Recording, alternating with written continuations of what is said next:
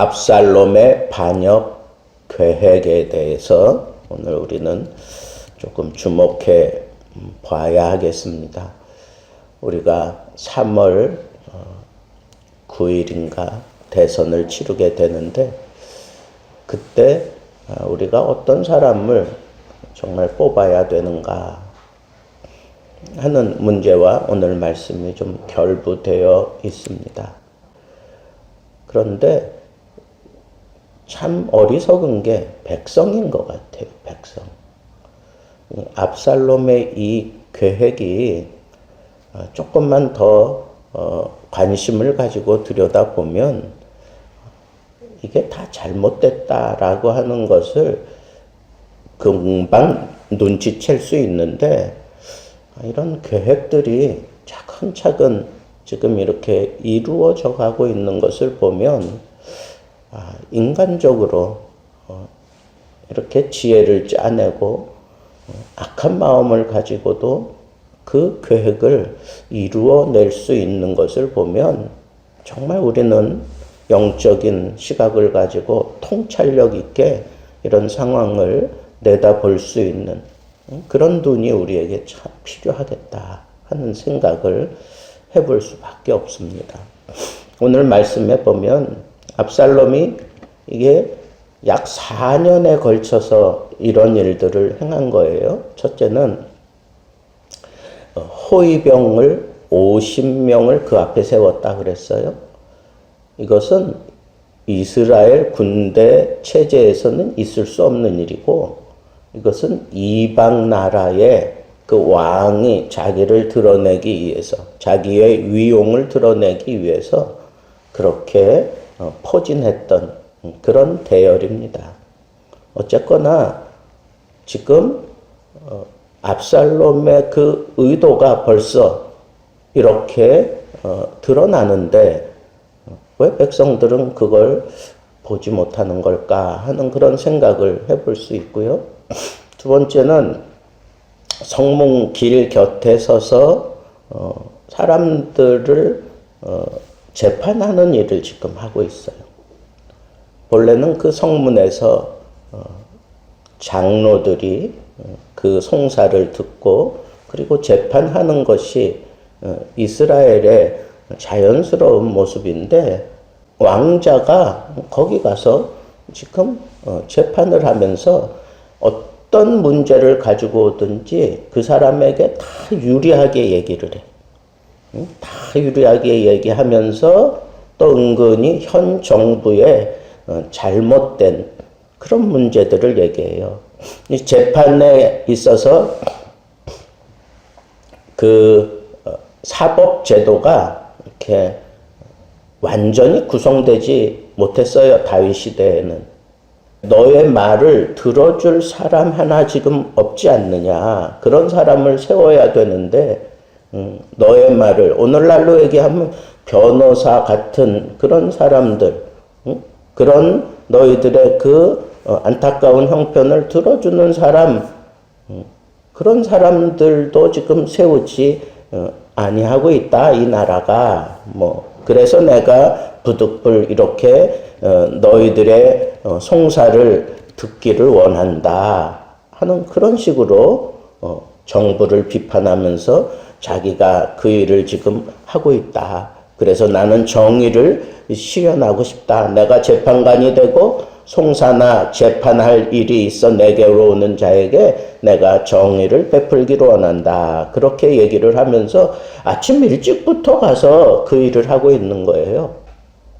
그러니까 사람들이 와서, 왕자가 와서 이런 일을 하니까 그 억울한 사람들이 와서 넋죽 절하면서 자기의 그 문제를 얘기하는데, 그때마다 압살롬이 어떻게 해요?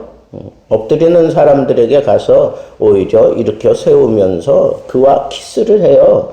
그와 키스를 하고 그런 식으로 이 백성들의 여론을 이제 이렇게 자기가 지금 만들어가고 있는 거죠. 그러니까 사람들이 생각할 때, 야, 저런 사람이 우리의 지도자가 되면 좋겠다. 뭐 그런 식으로 지금 백성들이 생각하는 거예요. 그래서 성경은 그것이 잘못됐다, 그 의도가 불순하다라고 하는 것을 분명하게 표시하고 있는데 그게 뭐예요? 이스라엘 사람들의 마음을 훔쳤다, 그렇게 표현하고 있어요. 훔쳤다. 그리고는 이제 정점을 찍기 위해서 4년 동안 그런 일들을 이렇게 단계를 밟아가면서 사람들의 마음을 훔치기까지 해놓고는 4년 만에 왕에게 이제 나아가서 아뢰입니다. 내가 여호와께 서원한 것이 있다. 언제?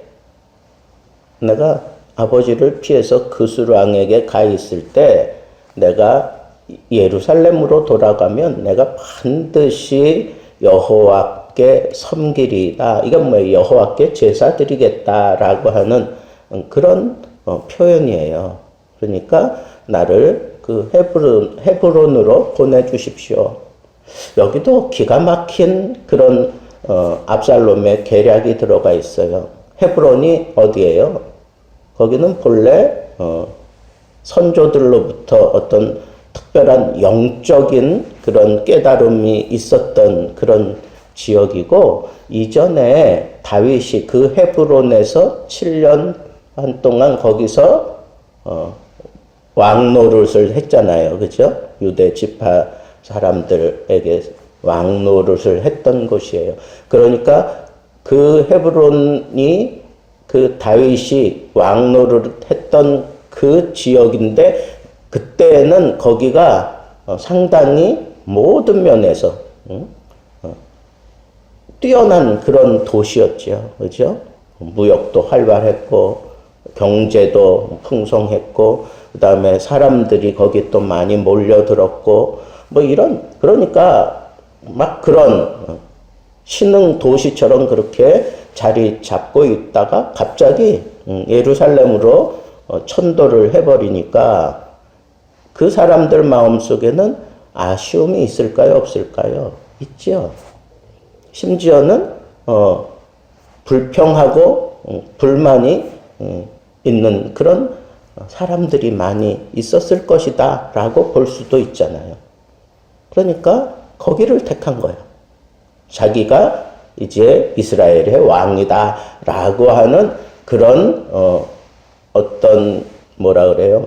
선언하는 거죠. 선언. 그러니까 엄밀히 얘기하면 반역의 기치를 높이 들 장소로 헤브론을 정한 거예요. 그 다음에 거기 약 200명을 데리고 가는데, 이 사람들이 그냥 아무것도 모르고 따라가기는 했지만 압살롬이 생각할 때는 다윗 정부의 아주 주요 인사들, 또 그 좀 불만을 가지고 있는 그런 사람들도 있을 수 있고, 자기가 세우려고 하는 그런 체제를 도와줄 수 있는 사람이라고 생각할 수 있고, 또 반대로 그 중에는 반대할 수 있는 사람도 있을 수 있다라고 생각해 볼 수 있어요. 왜? 자기가 이제 왕으로 그렇게 기치를 높이 들 때 유력한 사람들이 반대하면 그 사람들을 당장에 뭐 어떻게 처단을 해야 되는데, 이 사람들을 데리고 갔다가 자기가 막 왕이다라고 그렇게 선포할 때 그 중에 뭐 반역하는 사람이 있으면 그 자리에서 해결해 버리는 게 아주 쉬운 방법이잖아. 그러니까 상당히 계획적으로 지금 200명을 데리고 가는 거예요. 그리고 가장 결정적인, 압살롬 반역의 가장 결정적이고 가장 성공의 핵심 역할을 했던 그 책사가 있어요. 그게 누구냐 하면 아히도벨이에요. 아히도벨. 제가 11장에서 이 아히도벨에 대해서 잠시 얘기했는데, 이 아히도벨은 바로 밧세바의 할아버지 정도 되는 그런 사람이라고 우리가 생각을 그때 얘기를 했습니다. 성경 뭐 여러 군데를 이제 이렇게 들어서 제가 그런 말씀을 했습니다. 그렇다면 이 아히도벨이 이렇게 반역하는 데 있어서 결정적인 역할을 했던 이 아히도벨은 다윗에 대해서 상당히 불편한 그런 모습을 가지고 있었던 사람이에요. 그렇다고 하면 여기서 다윗이 이런 일들이 이루어지기까지 전혀 눈치를 채지 못하고 있었다. 이게 압살롬의 아주 무서운 계략이에요. 전혀 알 수 없었어요. 그리고 압살롬이 자기가 이제 내가 이 나라의 왕이다 라고 그렇게 막 깃발을 꽂기 전에 반란 전에 정탐을 이스라엘 각지에 보내서 그 지파의 민심을 그리고 다 동향을 파악했어요. 그래서 자기가 거사를 할 때 반발하지 않도록 미리미리 어떤 뇌물을 주고 어떤 그런 뭐 좋은 인상을 심어주고 뭐 이런 것들을 미리미리 다 했어요. 그랬는데도 다윗이 그걸 몰랐다는 거예요. 그걸 몰랐다. 그래서 이 아히도벨이 결정적으로 이 압살롬 정부를 만드는데 아주 주도적인 그런 역할을 하는 것을 보면 다윗에게 앙금이 있었을 거예요. 그죠? 우리아를 죽인 일, 그리고 바세바를 억지로 자기 아내로 만든 일, 이런 것들에 대해서 상당히 불편하게 생각하고 있었는데 나중에 압살롬에게 쫓겨갈 때에도 쫓아가면서 더럽고 비루한 자여 가거라 그러면서 막 그렇게 해대는 그 내면의 그 소리를 우리가 또 듣게 되는데 이런 모든 것들을 볼 때 벌써 다윗 그 정부에 심각한 문제들이 이렇게 여러 가지로 있었다는 것을 알 수가 있어요. 그럼 그동안 다윗은 뭐 했나? 이웃 나라들을 마저 정복하느라고 상당히 싸움을 하면 그 나라가 상당히 경제적으로 막 풍성해져야 되는데 그러지 못하잖아요. 힘들잖아요. 그러니까 세금은 점점 높아지고, 그죠? 계속해서 싸움을 해대는 그러는 통에 백성들 마음속에는 평안함이 없는 거예요. 평안함이 없고. 그러면서도 그 와중에 또 이와 같은 아히도벨에게는 이와 같은 어떤 못된 왕으로 이렇게 낙인될 정도로 그런 영적인 그런 수준, 그 다음에 경제적인 수준, 그 다음에 이 계속되는 전쟁, 뭐 이런 것들로 인해서 어찌 보면 다윗 정부는 이렇게 지칠 대로 지친 거예요. 그래서 백성들이 이렇게 흔들릴 수밖에 없는 그런 상황에 이 압살롬이 치밀하게 계획을 세워가지고 이 반역을 일으켰다라고 하는 이 사실을 볼 때 이 압살롬이 얼마나 무서운 사람인가. 그리고 심지어는 하나님까지 끌어들여서 자기 욕심을 채우는데 이용하고 있잖아요. 예배를 내가 드리러 간다. 그러니까 나를 보내달라. 자기 반역의 그 자리로 자기가 200명을 데리고 가서 주요 인사들을 데리고 가서 거기서 자기 정부를 그렇게 탄탄하게 이제 구성하고 세우면서 막 온 이스라엘에 압살롬이 왕이다라고 하는 이런 사실을 삽시간에 확 퍼뜨리는 4년을 그렇게 여러분 4년만 준비해도 온 이스라엘의 마음을 뺏어낼 수 있었어요.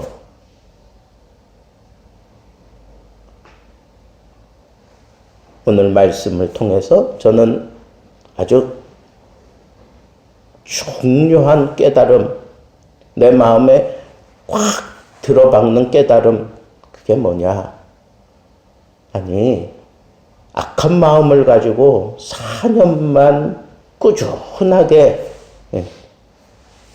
준비하고 실행하면 한 나라를 막 뒤집어 놓을 수 있는 그런 세력이 형성된다는 거예요. 여러분, 우리는 하나님의 사람들이, 우리 교회가 정신 차리고 한번 4년만 우리가 올인하면 바꿔놓을 수 있겠다. 정말 바꿔놓을 수 있겠다. 악한 계획도 온 나라 사람들의 마음을 훔쳐내는데 우리는 하나님의 영광을 위한 그런 뜻을 실현하기 위해서 우리가 마음을 같이 하고 4년만 헌신한다면 무언가 바꿔낼 수 있겠다 하는 그런 생각이 제 마음속에 들어왔습니다. 여러분, 압살롬은 반역을 위해서 이렇게 아주 체계적으로 그렇게 차근차근 자기 뜻을 이루기 위해서 그렇게 계략을 펼쳤습니다. 근데 이런 모든 것들이 그렇게 차근차근 이루어지도록 다윗은 전혀 몰랐다는 거예요. 이게 안타깝다는 거예요. 기득권을 가지고 있는 다윗이 압살롬의 반역에 의해서 떠나가게 되는 안타까운 그런 실정이 벌어지도록 다윗은 아무것도 몰랐다는 거예요. 얼마나 안타깝습니까? 우리는 정신 차리고 봐야 합니다. 이번 대선을 통해서 정말 어느 정부가 또 어떤 사람이 백성들에게 관심을 많이 쏟는지, 현 정부에 대해서 아주 날카롭게 비판을 하고 있는지, 그리고 약자에게 끝없는 그런 동정을 쏟아내고 애정을 보여주고 있는지, 이런 것들이 백성들의 마음을 흔드는 요소들이 되기 때문에 그래요. 인권이 유린되고 자유가 억압되고 생존권에 침해가 생긴다면 우리 예수 믿는 사람들은 어떤 자리, 어떤 현장에서든 그대로 있어서는 안 됩니다. 분명히 자기 소리를 내고, 그래서 인권을 다시 찾아야 되고 자유를 다시 찾아야 되고, 그리고 생존권에 대한 그런 침해가 있을 때, 그리고 예배에 대해, 이 종교에 대해 까닭없는 그런 비판을 하고 그렇게 제재가 있을 때 우리 예수 믿는 사람들은 다윗 왕처럼 그렇게 모르고 지나가면 안 됩니다. 거기에 대해서 분명하게 통찰력을 가지고 보면서 대처하며 살아야 되는 게 그게 참다운 크리스천의 모습입니다.